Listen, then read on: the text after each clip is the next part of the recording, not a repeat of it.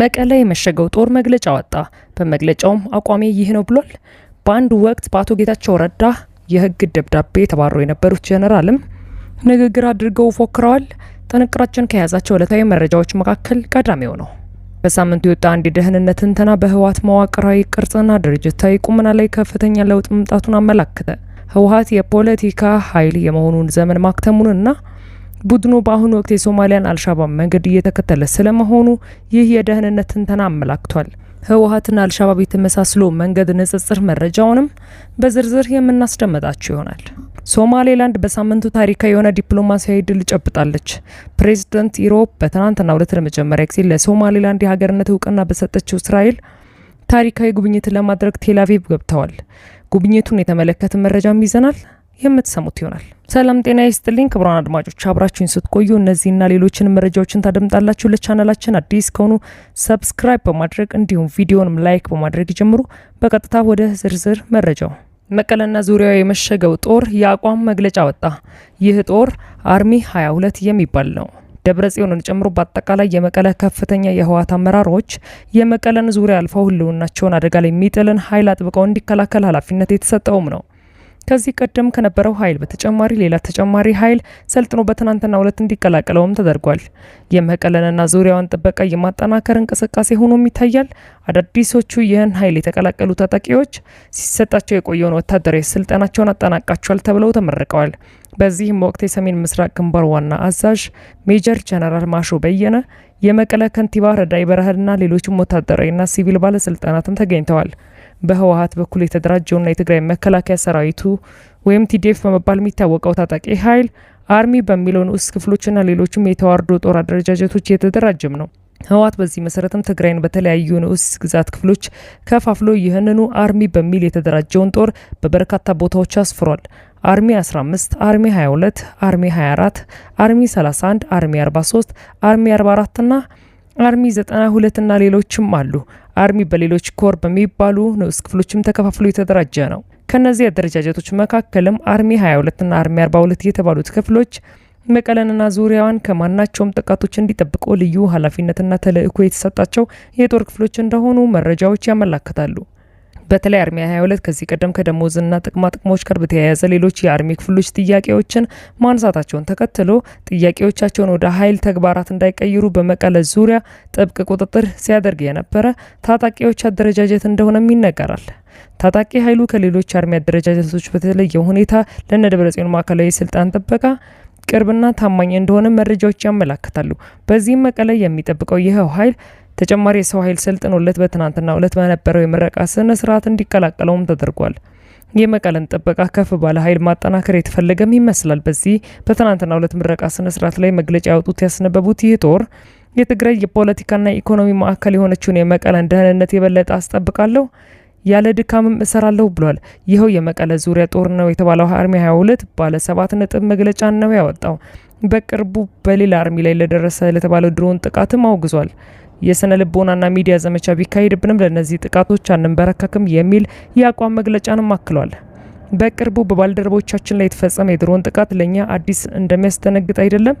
ይህም በመሆኑ የተፈናቀሉ ህዝቦቻችንና ሉዓላዊ መሬቶቻችንን ለማስመለስ ከኛ የሚጠበቀውን መስዋዕትነት ሁሉ ለመክፈል ዝግጁ መሆናችንን ቃል እንገባለን ያለው የአቋም መግለጫው አክሎም በጠላቶቻችን ሴራና ተንኮል ሳንናወጥ በከፍተኛ ጉጉትና ቁርጠኝነት ድላችንን ከፍተኛ ደረጃ ላይ ለማድረስ ቃል እንገባለን ሲልም አስታውቋል።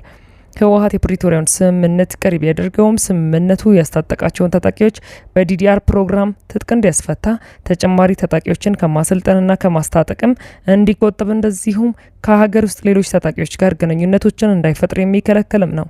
ሆኖም አሁን ያለው አካሄድ ከዚህ ተቃራኒ ሆኖ ቢታይም ህወሓት በሌተናንት ጄኔራል ታደሰ ወረደ የሚመራውን የትግራይ ጊዜያዊ አስተዳደርን አፍርሶ ህገወጥ ነው በተባለው ምርጫ የተመረጠውን የቀድሞ ምክር ቤት በመመለሱ ሙሉ በሙሉ ስምምነቱን ቀሪ ያደረገ መሆኑም ተረጋግጧል። ባወጣቸው መግለጫዎችም የስምምነቱን መፍረስ ማስታወቁም አይዘነጋም። በዕለቱ በዚህ የምረቃ ስነ ስርዓት ላይ ተገኝተው ንግግር ያደረጉት የሰሜን ምስራቅ ግንባር ዋና አዛዥ ሜጀር ጀነራል ማሾ በየነ የፕሪቶሪያው ስምምነት እኛም በመከፋፈያ መሳሪያነት ጥቅም ላይ ውሏል በማለትም ሲከሱ ተደምጠዋል። ጠላቶቻችን የፕሪቶሪያን ስምምነት በመጠቀም እኛን ለመከፋፈል ሞክረዋል ሲሉም ነው የተናገሩት። አሁን ኃይላችንን የምናጠናክርበትና የምናሰባሰብበት ወቅት ነው። ህዝባችንም ሰራዊቱን በሚችለው ሁሉ አቅም ያጠናክር። የሰራዊታችን ተልእኮ የህዝባችንን ህልውናና ደህንነት ማስጠበቅና ሉዓላዊ መሬታችንንም ማረጋገጥ ነው። ይህን ተልእኮ ለመፈጸም ደግሞ በጽኑ አቋሙ ላይ ይገኛል ሲሉም ጀነራሉ ተናግረዋል። በነገራችን ላይ ሜጀር ጀነራል ማሾ በየነ አቶ ጌታቸው ረዳ የትግራይ ጊዜያዊ አስተዳደር ፕሬዝዳንት በነበሩበት ወቅት ከሜጀር ጀነራል ዮሐንስ ወልደ ጊዮርጊስና ከብርጋዴር ጀነራል ምግባይ ኃይለ ጋር እንዲታገዱ ተደርገው የነበሩ ወታደራዊ አመራር ናቸው። ሆኖም በመጨረሻ አቶ ጌታቸው መቀለን ለቀው ወጥተው በሌትናንት ጀነራል ታደሰ ወረደ ሲተኩ ከሚያዝያ 7 2017 ዓ.ም ጀምሮ እገዳቸው በራሳቸው በሌትናንት ጀነራል ታደሰ የተነሳላቸውም ናቸው። ሜጀር ጀነራል ማሾ በየነ ለደብረ ጽዮን የቅርብ ታማኝ በመሆን የህወሓት ኃይል በዋና አዛዥነት ከሚያንቀሳቅሱት ወታደራዊ አመራሮች መካከልም አንዱ ናቸው። ይህ በእንዲህ እንዳለ አሜሪካና ኢራን ከወራት ውጊያ በኋላ የሰላም ስምምነት ለመፈራረም ጫፍ ላይ ደርሷል በሚባልበት በዚህ ሰዓት የኢራን ዓለም ዋንጫ የእግር ኳስ ብሔራዊ ቡድን አሜሪካ ሎስ አንጀለስ ገብቷል። ቡድኑ በሎስ አንጀለስ የደረሰው በዚያ ከኒውዚላንድ ጋር ለሚኖረውም ጨዋታ ነው። ብሔራዊ ቡድኑ ሎስ አንጀለስ እንደደረሰም ጥብቅ ጥበቃ ተደርጎለታል። ደጋፊዎቹና ተቃዋሚዎች የሆኑ ኢራናውያን በሎስ አንጀለስ አደባባይ በመውጣት ስሜታቸውን ገልጸዋል። ኢራንና አሜሪካ ጦርነት ላይ ባሉበት ወቅት የኢራን ብሔራዊ ቡድን አሜሪካ መግባቱ የብዙዎችን ትኩረት አቅጣጫ ስቦም ታይቷል። በርካታ ዘገባዎችም የትኩረት አቅጣጫቸውን በዚሁ ላይ አድርገውም ታይተዋል። ዘጋርዲያን ከሰዓታት በኋላ በሚካሄደው የኢራን ኒውዚላንድ ጨዋታ ላይ 35,000 የሚሆኑ የኢራን ደጋፊዎች ውስጥ ስታዲየም ገብቶ የሚከታተሉ መሆኑንም አስታውቋል።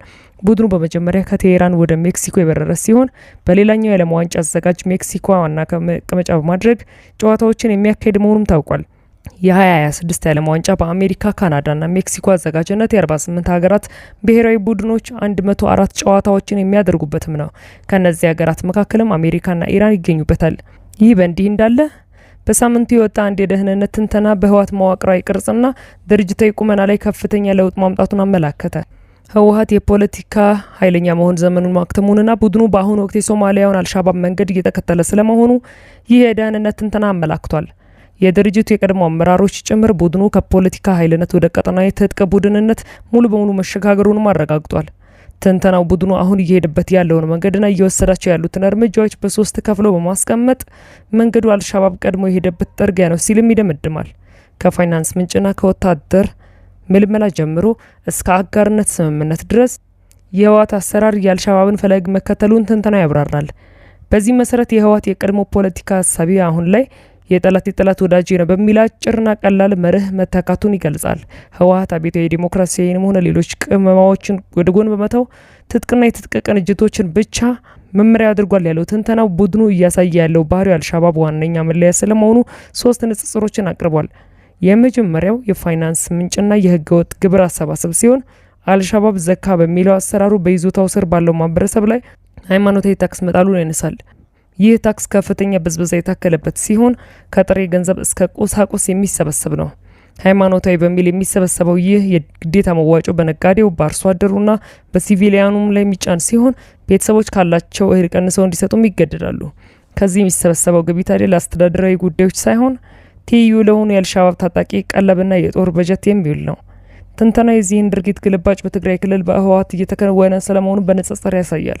የአልሻባብ የዘካ ስርዓት ታክስ በህወሓት በኩል ለትግል የሚውል ስም ተሰጥቶት ለታጣቂ ኃይል ማጠናከሪያ የሚሰበሰብ መዋጮ ነውም ብሏል። አልሻባብ የፋይናንስ ሌላው ምንጩ የድንበር ማቋረጫዎች፣ የኬላ ቁጥጥሮች እንዲሁም የህገወጥ የንግድ እንቅስቃሴዎችና ዝውውሮች ሲሆኑ ቡድኑ እንደ ስኳር፣ ከሰልና የመሳሰሉ ምርቶችን በሶማሊያ በህገወጥ የንግድ መስመሮች እያዘዋወረ ከፍተኛ ገቢንም ያገኛል። ክቡራን አድማጮች ለሰዓቱ ያጠናቀርኩላችሁ መረጃ ይህን ይመስል ነበር። ከጥቂት ሰዓታት በኋላ በሌሎች መረጃዎች እመለሳለሁ። መልካም ቆይታ።